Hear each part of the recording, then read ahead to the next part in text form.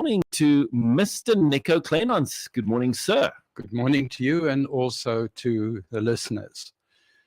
Protecting one's estate in the event of death is a problem that has been going on for centuries. Now, if I look at the 12th century, that's more than 1,000 years ago, and I look at the processes that were followed in England, they had a particular problem because there was no standing army for the whole country.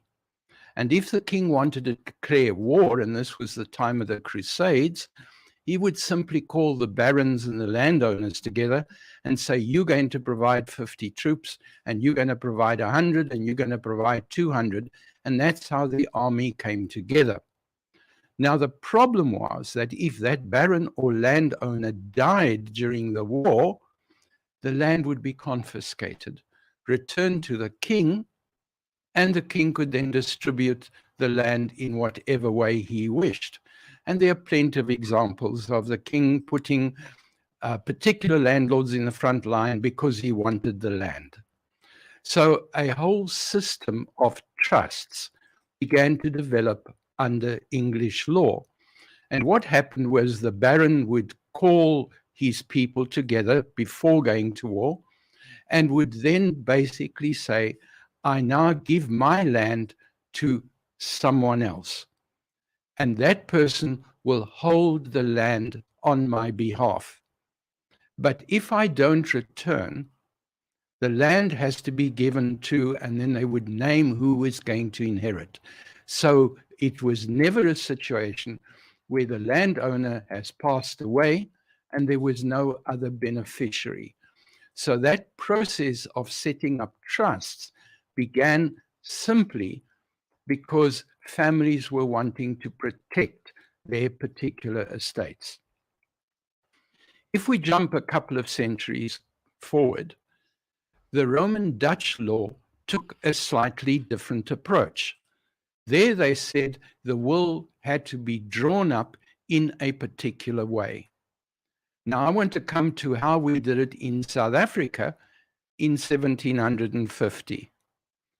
And I have held in my hand the will of the first N.W. Kleynhans to hit the South African shores.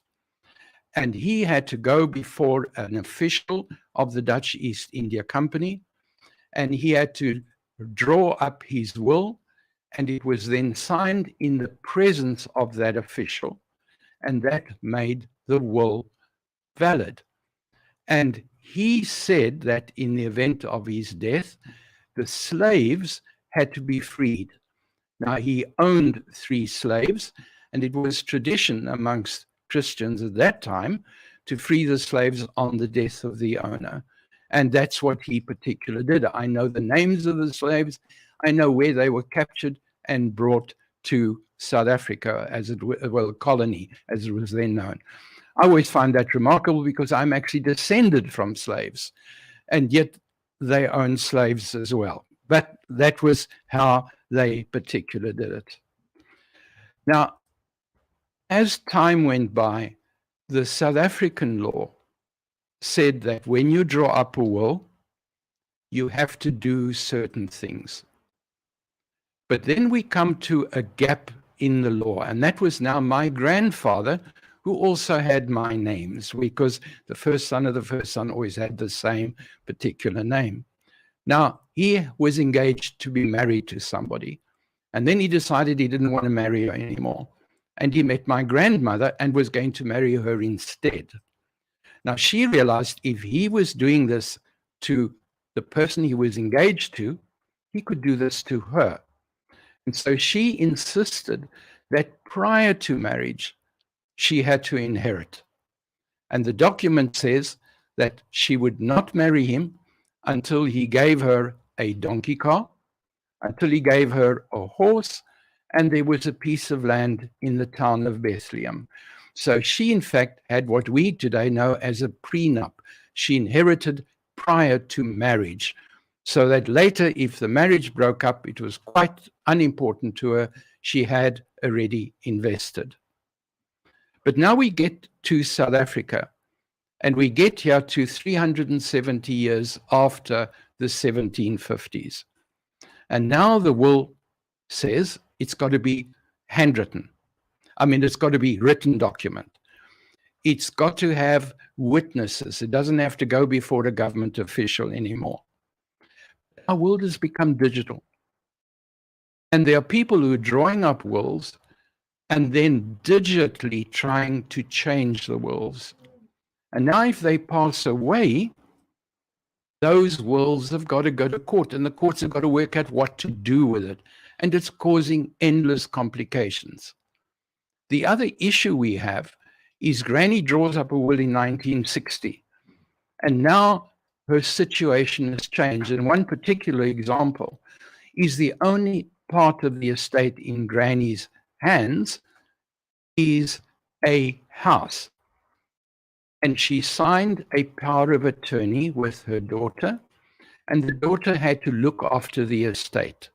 Now, the problem is we're living long. We're alive, but we are losing the ability to make decisions. And so many people now have Alzheimer's, which means that power of attorney is become invalid. So what do you do now if Granny's got to go into frail care and you need 8,000 rand a month? You don't have 8,000 rand a month, but Granny's house you can't sell because the power of attorney is no longer valid. Now, this is beginning to be a serious problem. And while Canada and a number of other countries have sorted out that in legislation, I'm sure we will get there in 100 years' time. So we have a problem.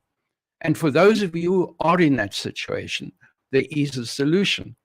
It's not going to work with a power of attorney. You're going to need to consult an attorney, and they will have to deal with it in a different way. I don't have time to deal with it. But the cost of that could be between 6,000 and 60,000. So if you do find yourself in that situation, shop around with attorneys. Don't accept the first quote, because the solution is the same, but attorneys have different charges they will put down to get that solution. Now, why is that important? Because your will needs to be reviewed on an annual basis. Because what may have been working for you 20 years ago, your situation may have changed, and the will needs to be reviewed. So in this month of free wills, get your will reviewed. And remember, the attorney's job is to put on paper what you tell him. It's not his job to work out that there's enough cash. That's what your financial planner has to do. I wish you well. Thank you, Nico.